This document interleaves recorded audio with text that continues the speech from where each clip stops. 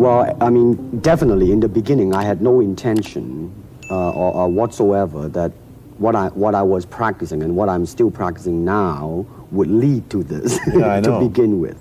But martial art has a very, very deep meaning as far as my life is concerned, because as an actor, as a martial artist, as a human being, all these I have learned from martial art. Maybe for our audience who doesn't know what it means, you might explain exactly what you mean by martial art. Right. Martial art include all the combative arts like karate or karate, judo, Chinese kung fu or Chinese boxing, whatever you call it. All those.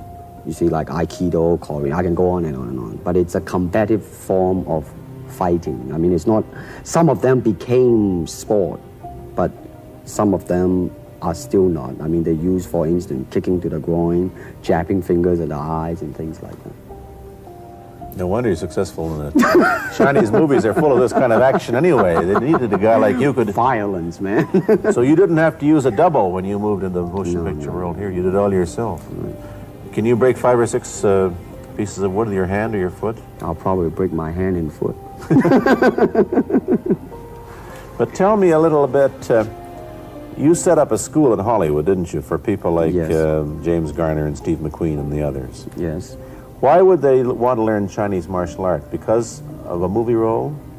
Not really. I mean, most of them, you see, to me, at least the way that when I teach it, all type of knowledge ultimately means self-knowledge. Mm-hmm. So therefore, they're coming in to, and ask me to teach them not so much of how to defend themselves or how to do somebody in, rather, they want to learn to express themselves through some movement, be it anger, be it determination, or whatsoever.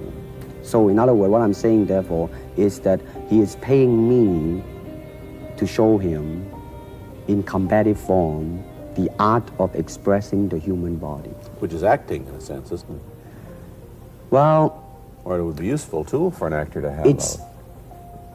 It might sound too philosophical, but it's acting or acting unacting. You've lost me. I have, right? So what I'm saying, actually, you see, it's a combination of both.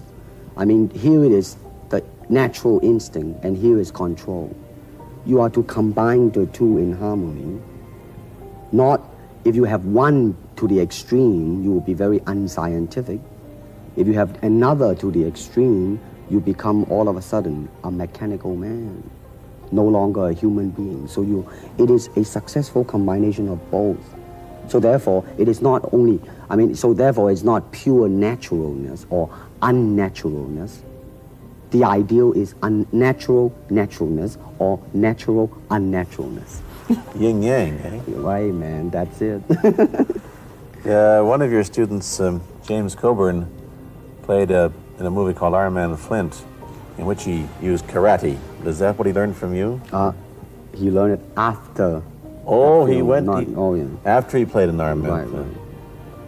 You see, actually, I do not teach, karate, because I do not believe in styles anymore. I do not believe that there is such thing as like Chinese way of fighting or the Japanese way of fighting or whatever way of fighting, because unless human beings have 3 arms and 4 legs, we will have a different form of fighting. But basically, we have only 2 hands and 2 feet. So styles tends to not only separate man, because they have their own doctrines, and then the doctrine became the gospel truth, that you cannot change,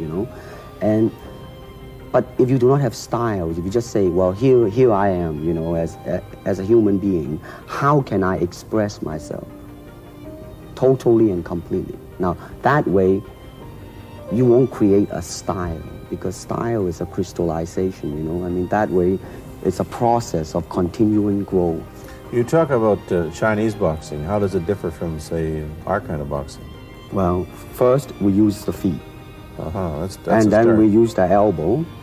And You use the thumb too? you name it, man. We You use it all. You have to, you see, because, I mean, that is the expression of the human body. I mean, everything, I mean, you know, not just the hand. And when you're talking about combat, well, I mean, if it is a sport, now you're talking about something else. You have regulations, you have rules. But when you're talking about fighting as it is, No rules. with no rules. Not real fighting. Well, then, baby, you better train every part of your body. And when you do punch, now I'm leaning forward a little bit, hoping not to hurt any camera angle. I mean, you gotta put the whole hip into it and snap it and get all your energy in there and make this into a weapon.